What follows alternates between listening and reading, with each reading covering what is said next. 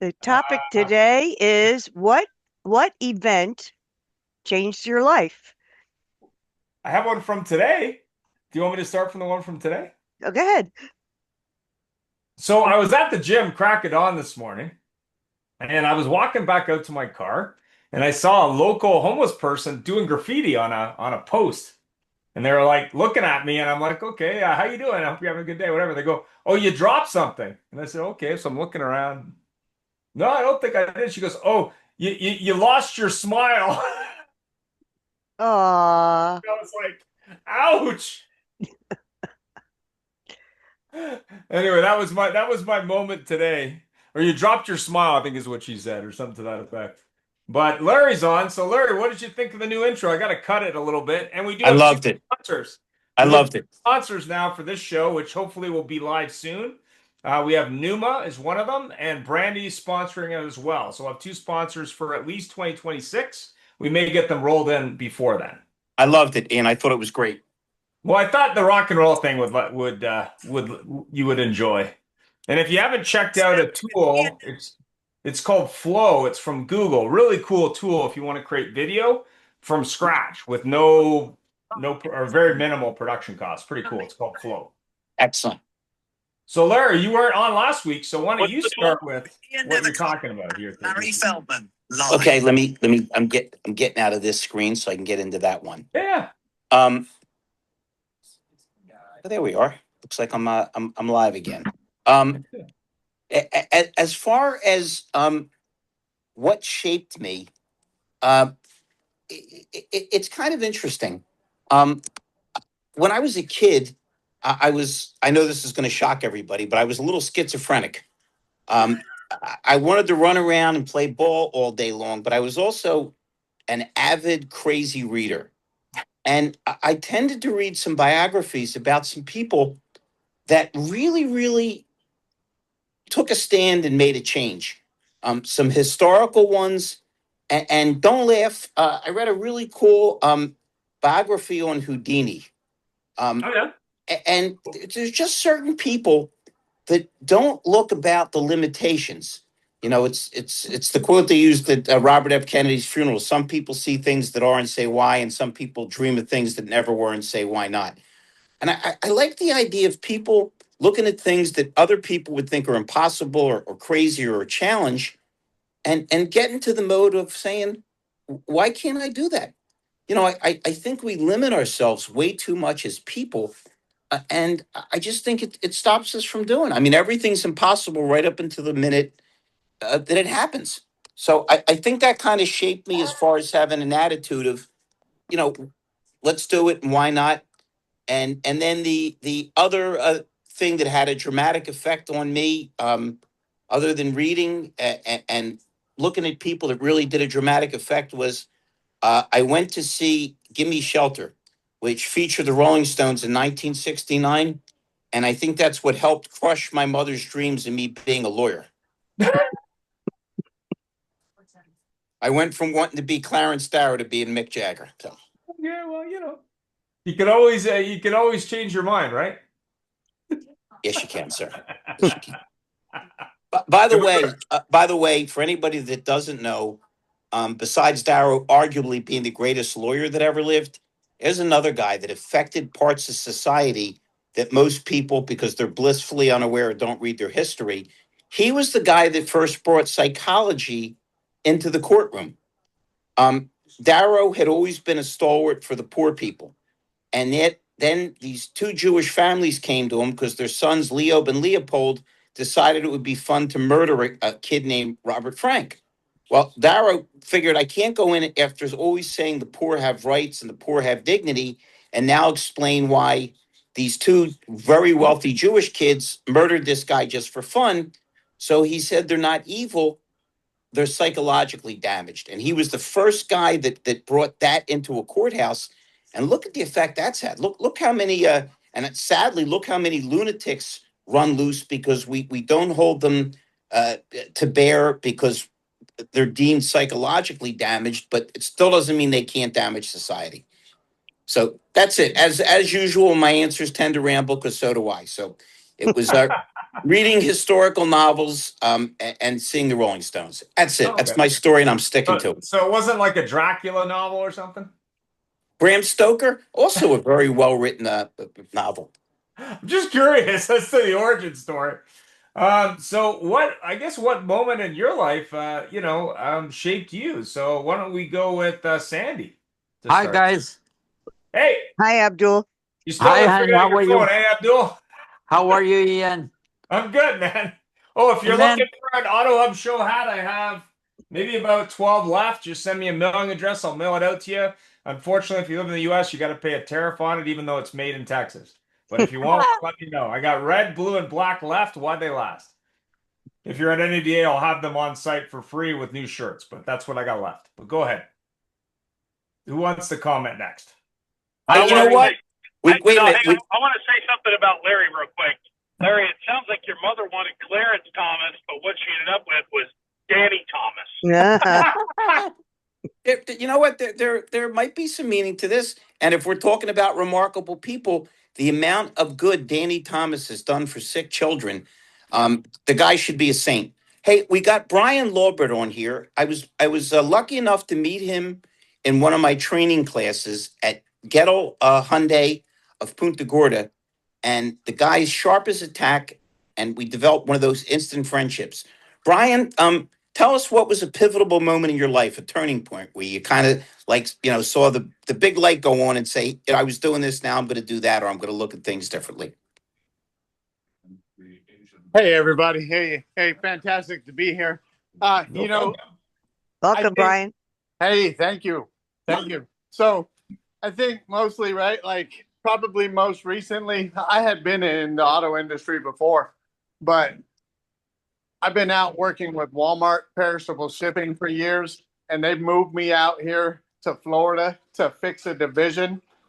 And yeah, they bring me out, and then all of a sudden, I've got people who are micromanaging all the things that I've done to improve divisions all over the United States, and they won't let me do any of it.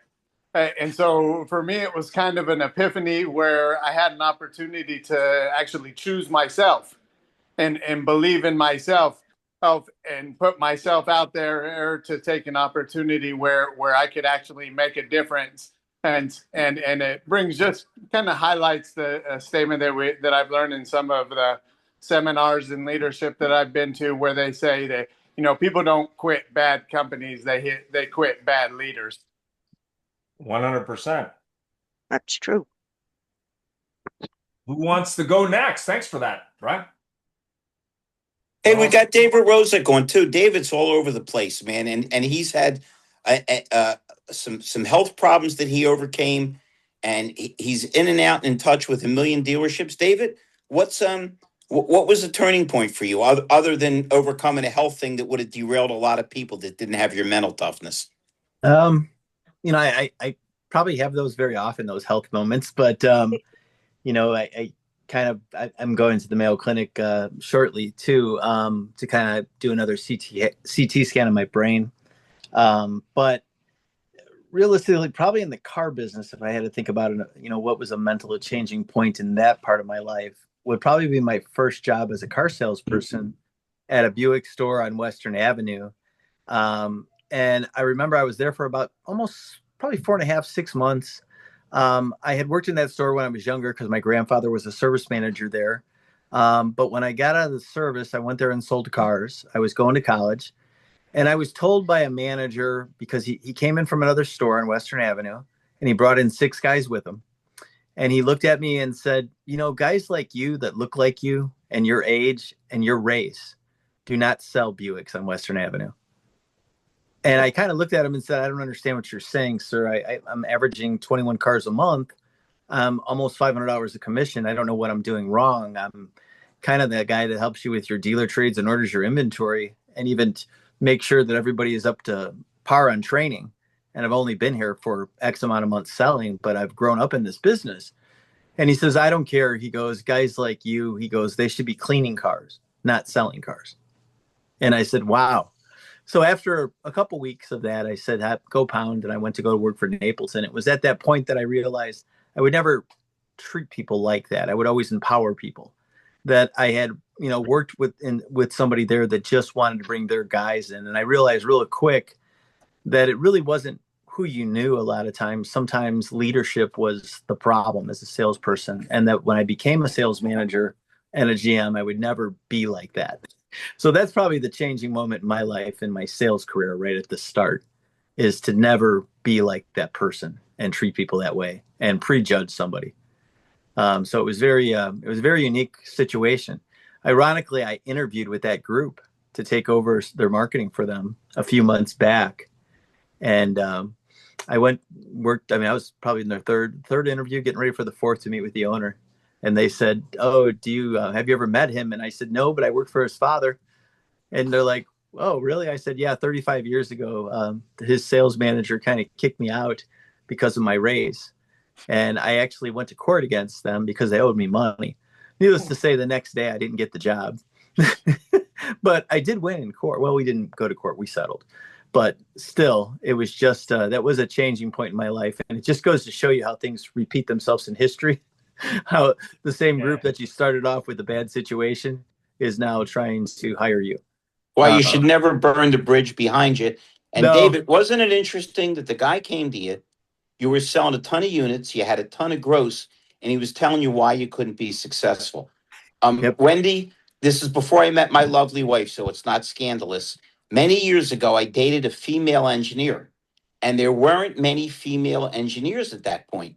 And I said, "What's it like, Sandy? You'll appreciate this because you know the role of women and how sometimes they diminish it when they should grow it." And she said, "Larry, it's the craziest thing I ever saw. I sit in a room with 10 guys, and they actually say things like, 'It's fine in practical application, but will it work in theory?'" Isn't it amazing how we look at things in the most backwards possible way and do the most damage we possibly can to anything that makes any sense? David, as always, thank you for sharing. We're so glad you overcame your problems and we're glad you're here. I'm just thank you. jumping from everybody because, man, what a hell of a panel we have tonight. Doug, what's your thoughts? What was the big turning point for you? Well, on a personal level, I grew up in Boulder, Colorado. In fact, still live in Boulder County. And Boulder in the 70s was pretty wild. And I certainly partook in the wildness. But when my father died suddenly, I realized that it was time for me to grow up because someone had to step into that void, support my mother. At that time, I was married, had a child on the way, but it was still kind of a rambunctious soul. And that really straightened me out and got me thinking, it's time to grow up. It's time to do what your father did and do it better than he did. So that's really what got me going personally. But in this industry, I'll never forget sitting in a Dodge dealership in Colorado. I'm waiting to talk to somebody, about a product I was selling. And I witnessed a finance manager who told this obviously struggling couple that they couldn't get their deal approved. And as a result, they had to pay a bailment of $50 a day and 50 cents a mile. And they took all of their down payment as a penalty for them using the car because they couldn't get the deal done. And I'm watching these people cry and I'm imagining what's going through their heads. And I'm thinking, there's got to be a better way. And that's what really opened my eyes to, what could be, as you said, Larry, what could be in this industry. So I'd say those are probably the two moments. Hey, only because we got such a great panel tonight. What before we jump to Wendy, Steve, it's so good to see you again, my buddy. What was the turning point for you? What made you look at the light and go, "Hey, I think this light's shining on me. Time to change." You're muted, just so you know. There we go. Can you hear me? Yeah. The mic in my car kind of sucks. So if it breaks up on you, just bear with me now. I'm also in between Dallas and Tulsa, Oklahoma somewhere. So, bear with me. Yeah. So at 13 years old, I met a young man. Well, let me say it like this. I take that back. I think this is I think I was probably 12 years old, 11 years old. And I witnessed a young man who was very popular in high school, but just sort of had an aversion for following the rules. I watched him convince his best friend to Wait a skip minute. school. Wait a minute. You went to school with Ian Nethercott? I, I, Go I watched ahead. this guy skip. Yeah, I watched this guy skip school one day, convince his best friend to do the same, and then those two guys conspired to not only get his girlfriend pulled out of school, they took his dad's Ferrari into downtown Chicago. And these guys went I to saw that movie. you know Ferris Bueller? Yes. So, okay, so, yeah, that happened to me. But you stole my joke, Wendy. But the bottom line was, I honestly, I say that jokingly, but I've said for the last 30 years, I think I should sue Fox Entertainment because they warped my brain. I mean, I was probably 9 or 10 years old when I watched Ferris Bueller's Day Off, and I was a lot more like Ferris than I was like anybody else in my school. And I just didn't care what anybody said.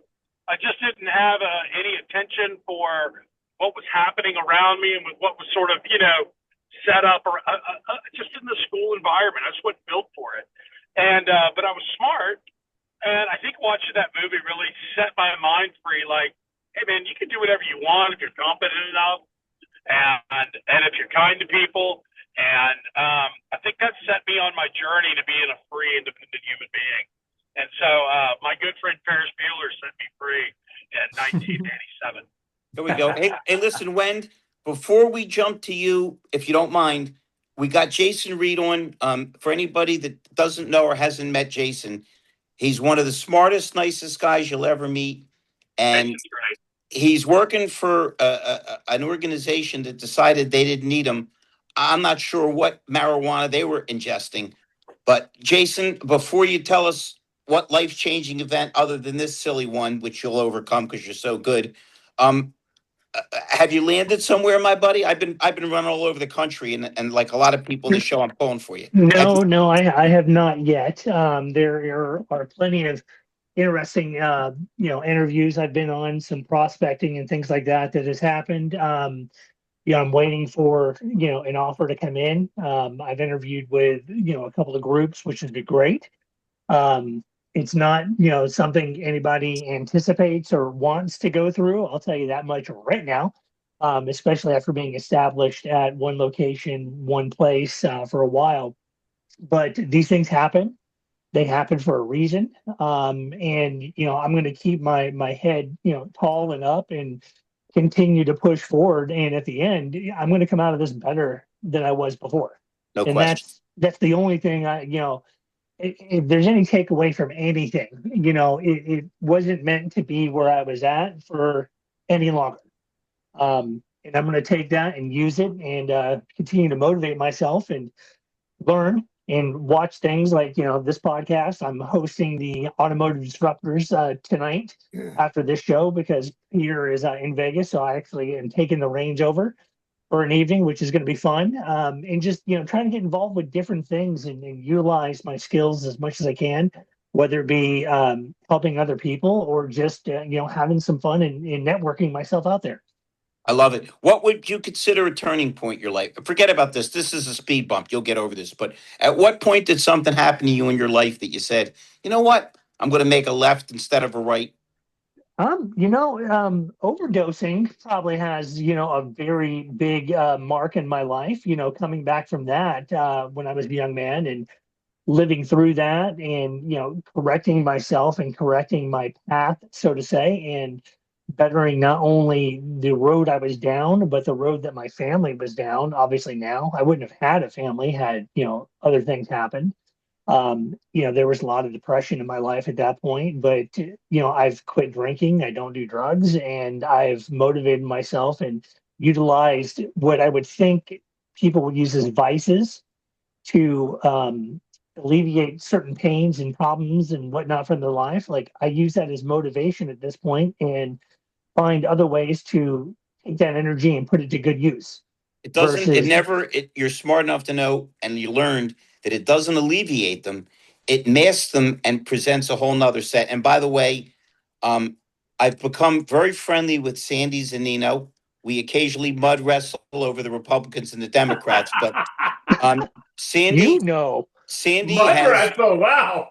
Sandy has been sober for over 30 years. And if that's not something to be proud of, I don't know what is. She has recently come to a turning point because after engaging with me, she has gone back to drinking. It's perfectly understandable, Sandy. You need to Yeah. numb yourself when you talk to Larry Feldman. Understood. I mean, I took the what would be the called Sober October Challenge a few years ago, and that was kind of the catalyst for me that set myself off to where I thought I couldn't do it. 30 days. Well, I did it for 30 days. Let me try for another 30. Then that 30 became 60. Then 60 became 90. And at that point, I didn't even want to drink, and I was like, man, and to this day, the only thing I've had to really drink is a hot toddy when I got sick, every now and then. But other than that, I don't have a desire and urge, which is fantastic. I'm more present with my kids, my family. Everything that revolves around that, which is more important than anything else in this world, is utilizing my energy to make them, better than what I was. And that's all I can do. Speaking on behalf of every person on this show, we're extremely glad that you made it, that you got over that, and you're here. You've become not only a hell of a contributor to our industry, but you've become a good friend. Yeah. And this is coming from a guy, believe it or not, whacked out as I am, that never did drugs. Although I can see the signs. My wife loved the late Amy Winehouse. She loved her. She was her biggest fan.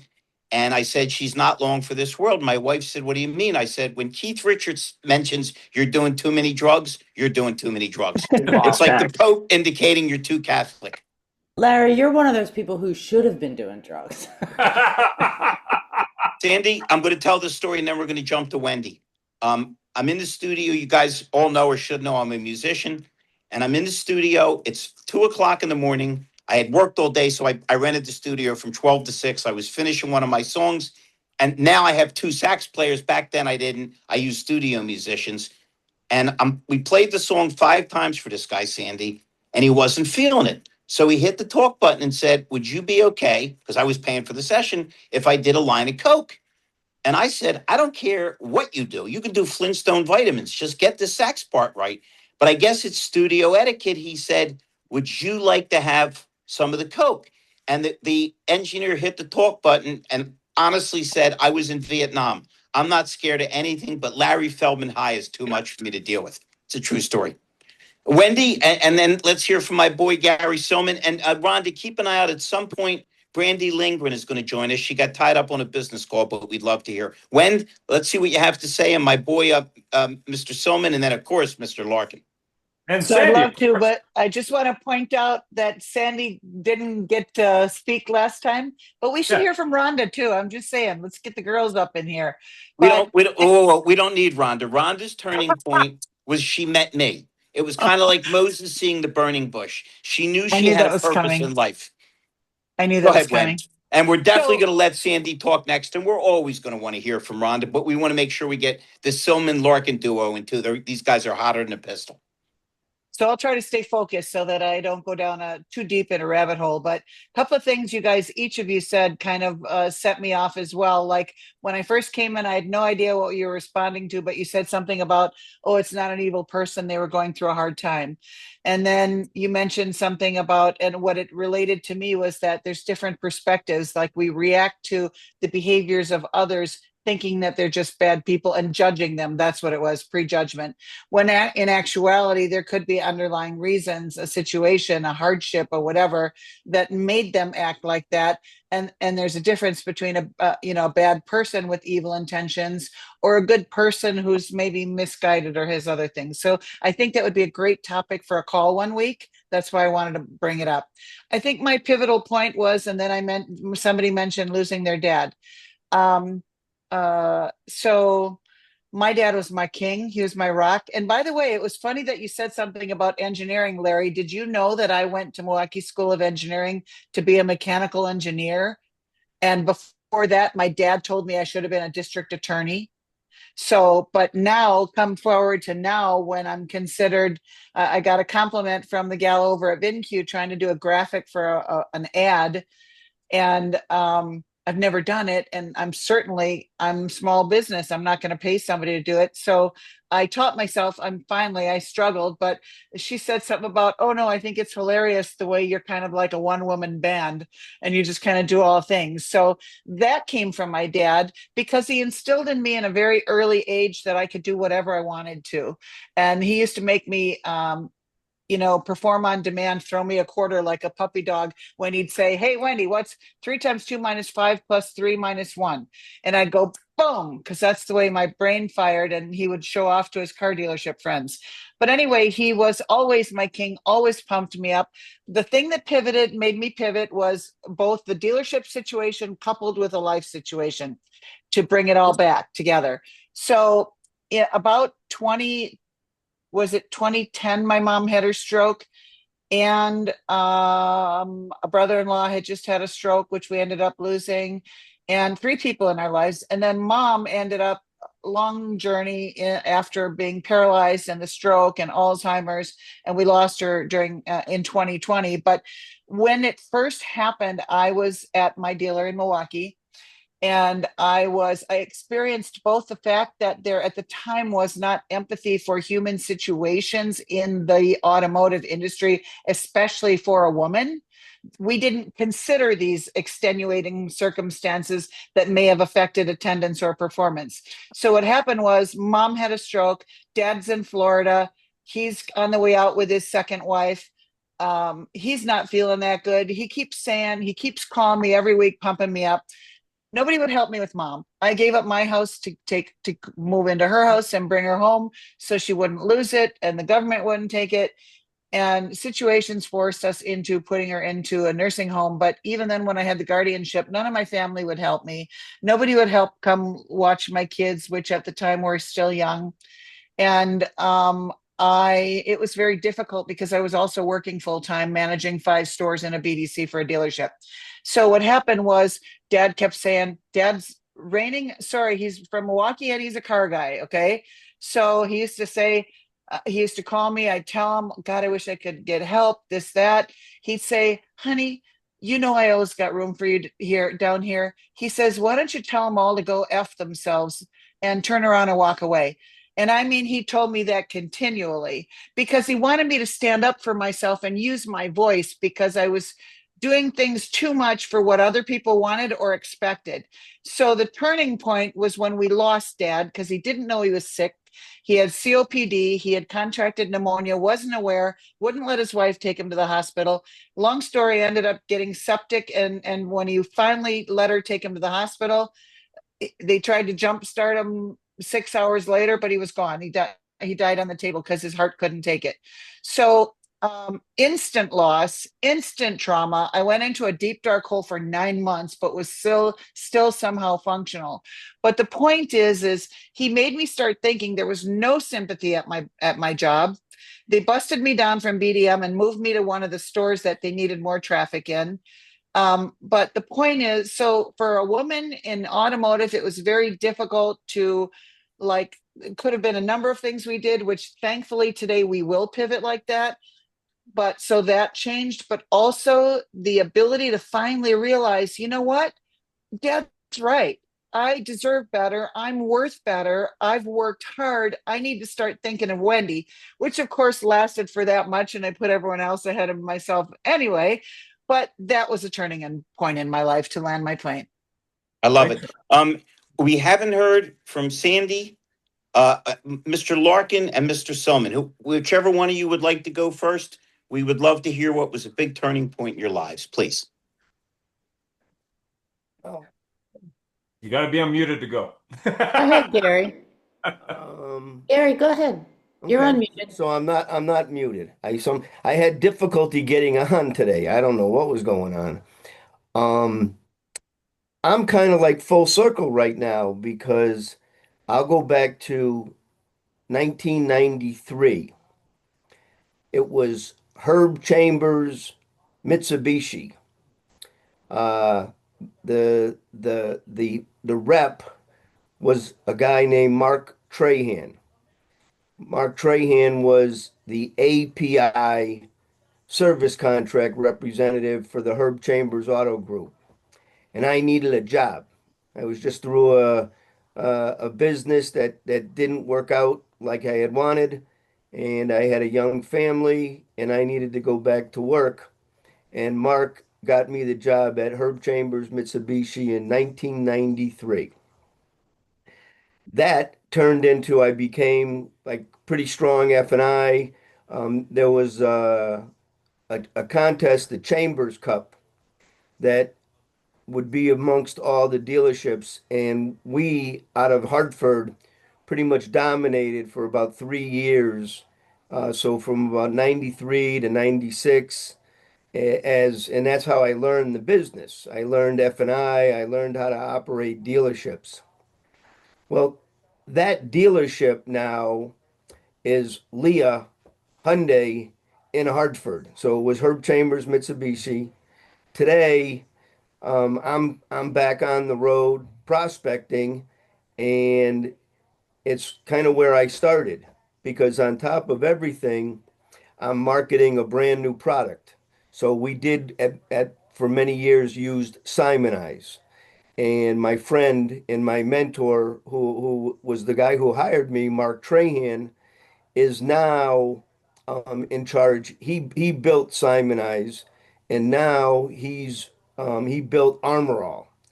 And so the last couple days I've been on the road where we sold a lot of Simonize, and there's dealerships that I'm walking into again that we originally sold Simonize. Now I'm back around now marketing Armor All. So full circle. So from 1993 to 97, I was an F&I manager working inside the dealerships. I went on the road and became the Connecticut Universal Underwriters rep, which turned into Zurich, which then I built F&I Coach with a partner as an agency, and today I sit as Global F&I Solutions.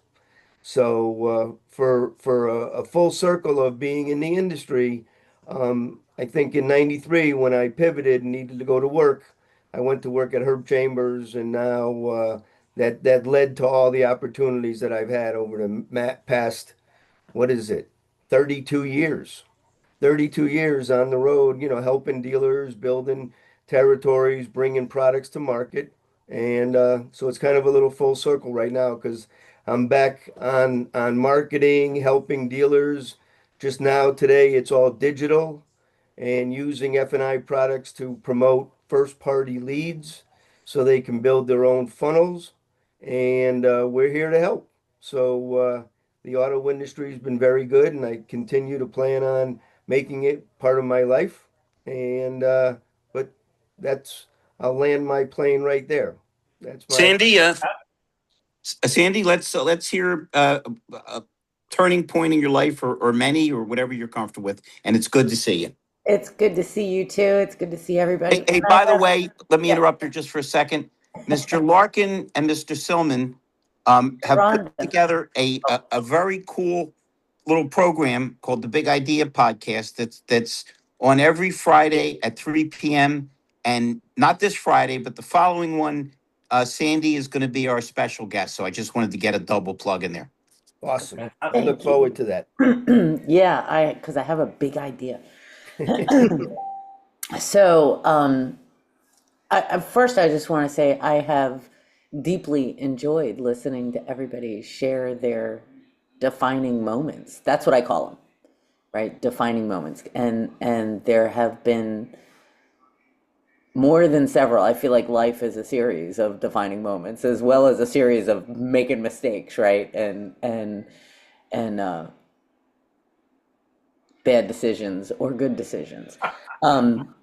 It's funny, Gary, 1993 was a pivotal time in my life. That's Larry let the cat out of the bag. That was October 25th in 1993 was my first day without a drink or a solid substitute. And that I was 26 years old and I thought I was never going to have any fun again. And if you know me, you know that If you've met me, you know that that simply isn't true.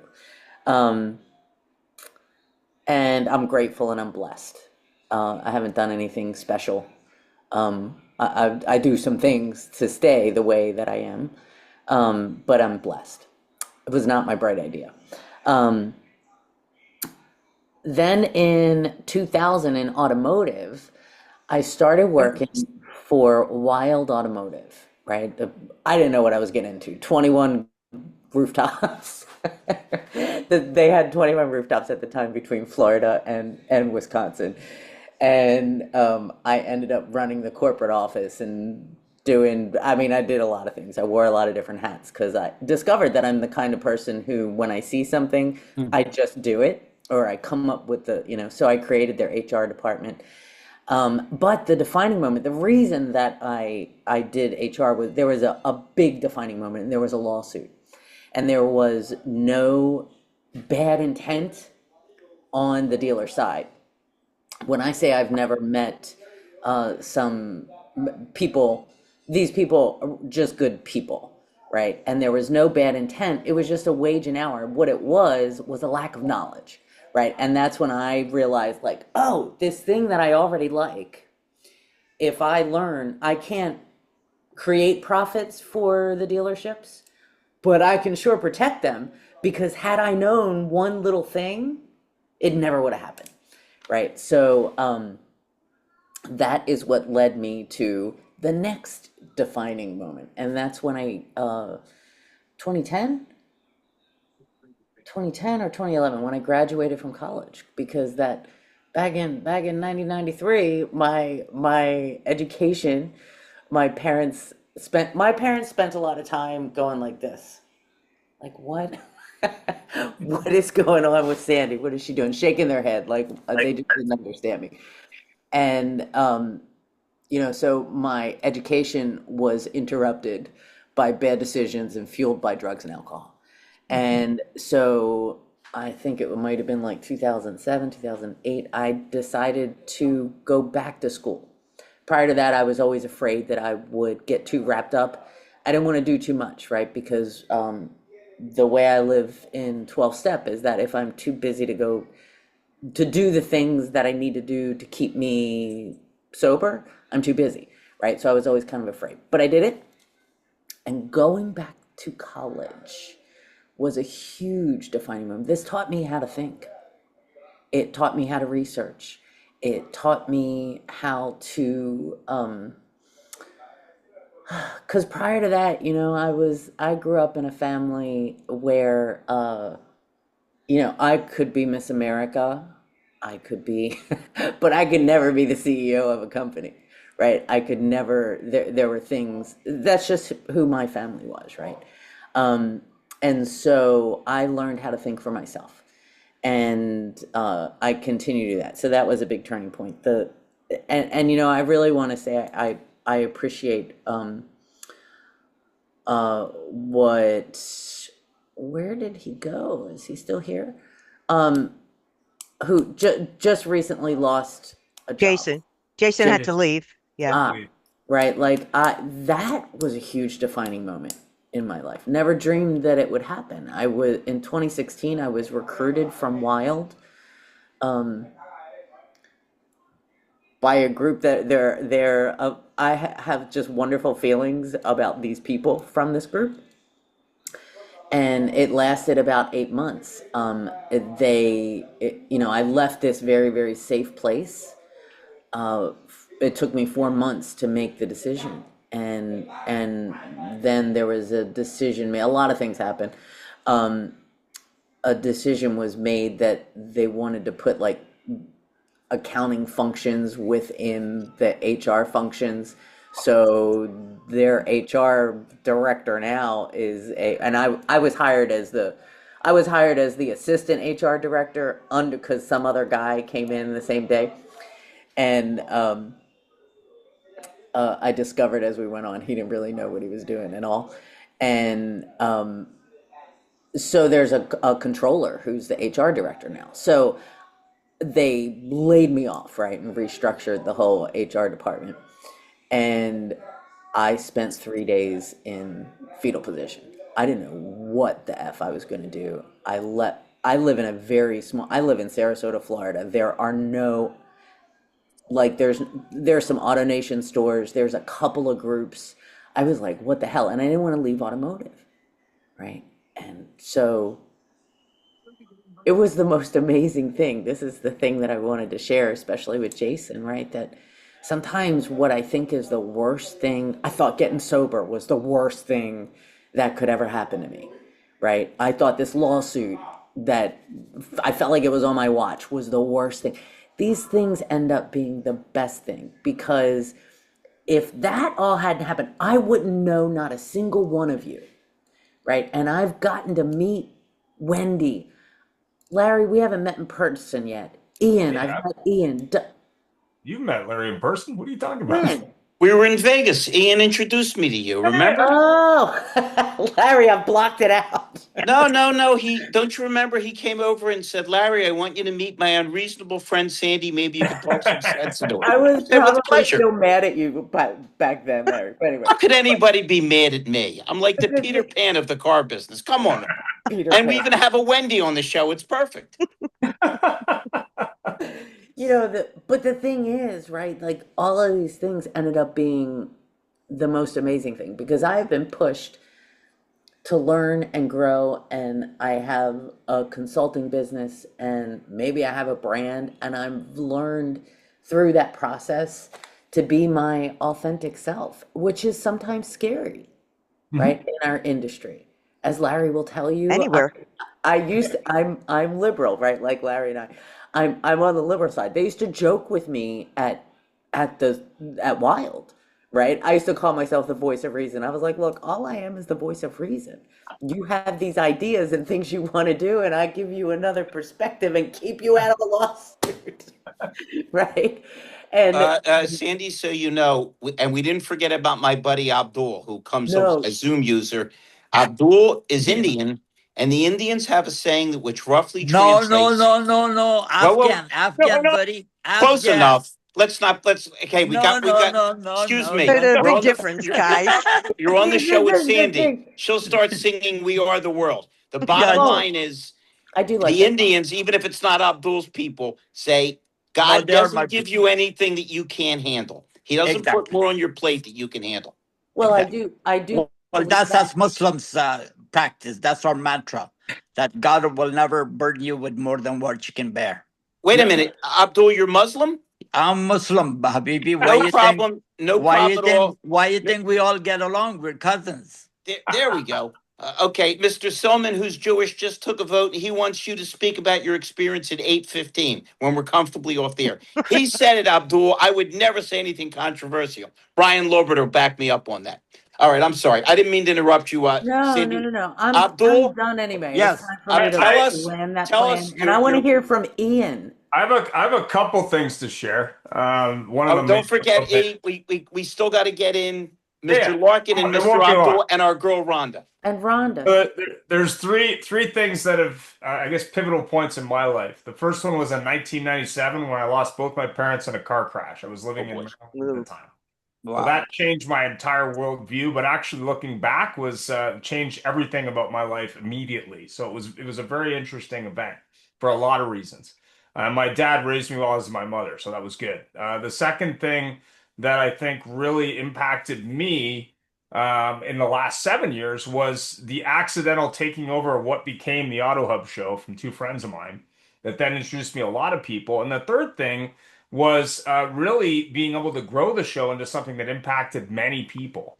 And of course, the marriage of my wife 25 years ago. But Yeah. at the end of the day, the thing that I learned from the first event, and I was 27 at the time, I learned a couple lessons. Number one, no matter how crazy your family gets with life events, which is a lesson I learned from my dad when him and his brother didn't talk after their mother died and never resolved it, was never hold a grudge against family. You always got to work it out. And it was funny because my brother came to town during Thanksgiving in Canada last weekend. And the first time him and my older brother spoke was last year. And it took 25 years for me to get them back together. And now they're talking on a regular basis. 25 years ago, they weren't talking at all. So that tells you that you can rebuild those bridges as long as you have it. And the example I always use is my uncle and his brother, my dad, didn't talk after their mother died because they fought over money. They never resolved it. My dad was killed in a car crash. They never resolved it before he died. The hardest thing I've ever seen anyone do was my uncle do a eulogy for his brother when they weren't speaking at the time. So don't hold grudges. Things come around. It's all good. And never be afraid to take risk because that risk will pay dividends. You just got to put in the work. That's all for me. So go ahead. I think we're going to Mr. Mike. Mike, Abdul, and don't forget about my girl Rhonda. Yep. And then I don't know if Brandy's going to be on. She's going to try. Go ahead. Rhonda, ladies first. Go ahead. No, I'm going to go last. I always go last. Okay. My pivotal moment. It was 1993. Yeah, going back in the show. It's 1993. I go down to DC because I graduated political science. Where else are you gonna go? So worked as an intern on Capitol Hill. Hated it. Weekends as a bartender at Murphy's Irish Pub in Alexandria, Virginia, Old Town. And then I got a temp job at some, I don't know, computer place. And my job was to answer the phones and recredit people's credit cards. Well, listening to them grape at me saying, this is a ripoff. So 6 months of that, and I go, hey, guys, I'm going to become a full-time bartender. So full-time bartender, I got picked for bartending the Super Bowl. And what did I see on the commercial? Can everybody remember the dial-up from a little company called AOL? Yep. Oh, yeah. Yep. Good job, Rhonda. You get Anytime. first prize. Yeah. But I remember thinking to myself, I just shot myself in the foot. And so, fast forward to the day that we buried my father. It was St. Patrick's Day, 1998. And I committed to myself, I'm going to start my digital marketing business because he said on his deathbed before he passed, no regrets, Mike, no regrets. That's what you sit in my spot right now, put on my moccasins, you're going to say no regrets. And I don't have any, and you shouldn't have any either. So Good. I'm Mike and I'm dropping my mic. So Rhonda, or are we going Abdul first? Rhonda, you want to go last? Yep. Abdul. Hello. Don't take up all my time, Abdul. No, I want. You know, I talk last because I love to listen to all of you geniuses. For me, it was really three major events. First of all, when I was diagnosed with a major heart defect when I was just 6 months old, and then to have the surgery a month before my 18th birthday. Thank God Almighty that my father was transferred as an ambassador to DC, and NIH accepted me 100,000. And then they give me 3 years. He says, within 3 years, we'll find out whether you're going to survive or not. And then thankfully, I arrived in Santa Monica with the three brothers, and I celebrated my 21st birthday. So that's then when I knew, okay, God has planned for me. And then December 15, 1979, 10 days before the Russian invasion of Afghanistan. And thank God my mom and dad and my brother and sister got 10 days before the invasion. And they got knocked my door in the Santa Monica apartment at 2 a.m. And there I see my mom, dad, my sister, and my brother. And we were so elated, and I became a head of family of 8. And at 24 years old, just graduated from college. And that was it. Never looked back. Took care of mom and dad and Gold Glove. And thankfully, and now to meet all of this and do 10 years of great work with John Hancock and Prudential as insurance agent in Beverly Hills, amongst filthy rich Iranian Jewish people, because I speak all 5 languages. And then car business. I got into 1991 because all my in-laws were there.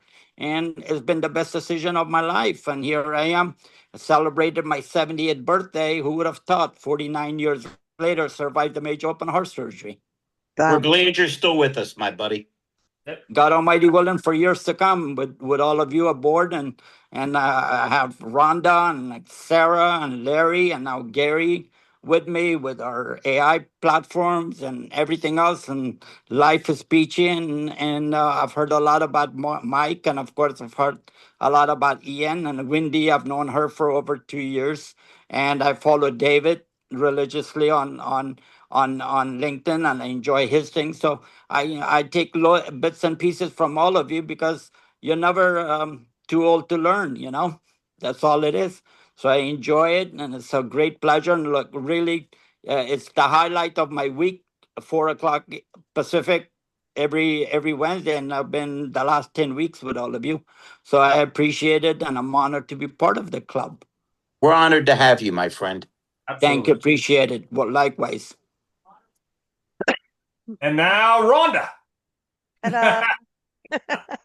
I have to say that when I came up with this topic, I thought we would be talking about world events that kind of changed Yep. your outlook. But that's Well, not there what. is one that happened recently you could share. Yeah. Yep. Well, no, I mean, I'm the only one who probably remembers when Kennedy was shot, so we won't even go back that far. Um, all right, two stories. Number one, I grew up with European-born parents, very, very old-fashioned. I was not supposed to go to college. I was not supposed to do anything other than get married and have babies. But of course, I went to college and I actually paid for it myself because I wouldn't have been working since I was 13. But they didn't give up. So I was 17 years old. And my father came home one day and he said, "You know, the kosher butcher likes you." And I said, I want my suitcase. I'm out of here. and, and I did. I left. I was a freshman in college. I left. I never went back. I always worked, took care of myself. It was easier then than it is now somehow, but go figure. Um, and then the second thing, so I was in the advertising space, the graphic arts space, um, while I was still in college, and um, started my own business at some point. Had an agency in Philadelphia, and la di da, things are rolling along. And all of a sudden, one day, something called computer graphics came out, and I hated it, and I fought it tooth and nail. And it got to the point where I just don't want to do this. So I completely left the business and went to work for one of my clients because at that point I had a marketing degree and he wanted a marketing director. So that's what I did. And of course, I got there and I had to do digital marketing for him. So it was kicking and screaming into digital marketing. And it took me years to really kind of embrace it. And I regret I regret that attitude that I had. I'm sorry I didn't get into it earlier because you just got to go with history. You can't say, I want to be back in 1980. It just doesn't work that way. You got to go with what's out there. So now that AI came along, I said I am not going to be the last one in. I'm going to try to understand it. I'm going to at least be, if not an early adapter, a mid adapter, and not be left behind. And that's where I'm at right now, trying to use it, trying to understand it, and just trying to make it part of my whole workday. Yeah, Anyway. I was at an Apple store today. There's an older lady, and she was trying to get something done and buy something. And I have to commend the employee. We're walking it through on the phone how she could do that with cash because she wanted to pay with cash. The lady was panicking the whole time, trying because she didn't understand it. But I said, "Hey, you got to keep learning something new. This lady's going to help you." And it was all good. But it was funny because it was like there was a fear of the thing in her hand Mhm. that the other lady was patient enough to help her use. It was really interesting. Yeah, you got to go with it. It's out there. Yeah. Final comments from Mr. Larry. We got less than 5 minutes left. Yeah, it's interesting that we've talked about a big turning point in our life, but it isn't interesting that you can have a whole lot more than one turning points because nobody really winds up where they think they're going to wind up. Everybody winds up somewhere a little different, variants come into our lives, our opinions change, our thoughts change, our priorities change. So I guess as long as we're open, Ian, you've heard me say it. It's my hero, Ben Franklin. I love quoting him because he said something that sounds like Steve Jobs said it. In the 1760s, he said, when you're finished changing, you're finished.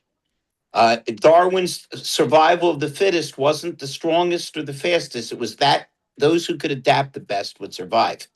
So I guess the lesson is we've shown that we can change, that we can pivot, that we can change careers, that we can avoid our parents, that we can mourn our parents, that we can beat an addiction. But I think as long as we remain open to change and to allow different ideas and thought patterns in, I think it frees us. I think once we stop thinking or once we stop realizing that there's other opportunities and different paths, I think we kind of get lost. Oh, 100%. I mean, I went back and did an MBA when I was in 2017. I hadn't been in college since 1993. And it was a little bit of a hellish reentry, but I'm glad I did it. And there's a lot of challenge doing it part-time, even though they said 40 hours a week, which was BS, by the way. I still use a lot of the stuff today. So I think it's not just what you do, it's what you do with it. And I think there's a lot of fear of doing something, being that you don't know if it's the right or the wrong thing. But that's why you should do it. I mean, life is too short to not go all in on stuff. And I think in a lot of cases, people are going, I don't know if that's a good idea for me. Well, you don't know until you try it. That's my point of view.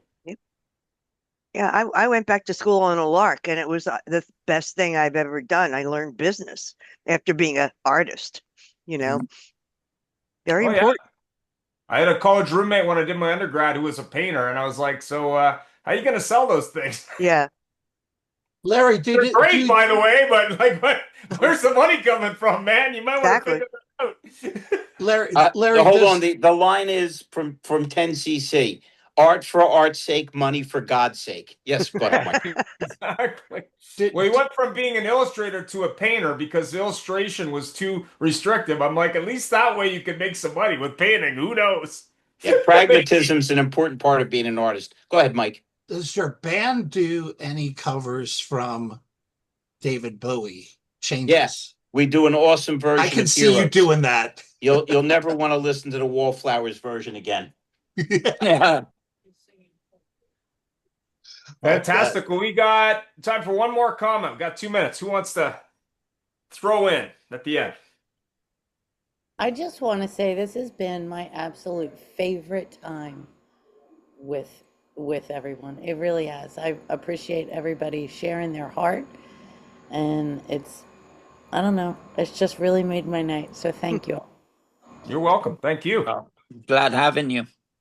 One more request from Rhonda. Can you do that AOL dial-up sound again? Hey, guys, could we all chip in and either get Mike Larkin a hooker or cable TV? Because if that's what's making his night, that's a sad way to live. Memories, my friend. Do you have one of those envelopes with the CD in it from back in the day? You got mail. Can't you create an AI persona with a sexy voice and say, "Hey, baby, talk dirty to me"?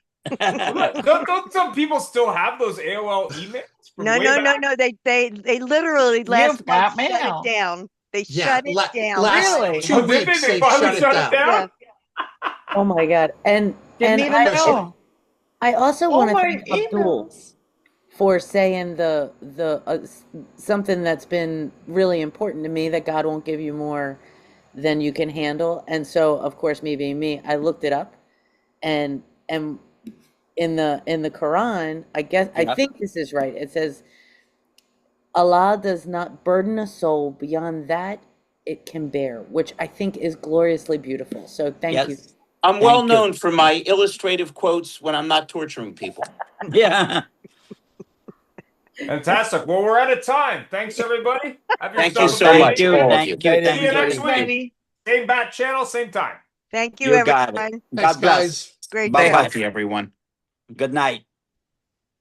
Brian, thanks for joining in, my buddy. Absolutely. Thank you for having me. You're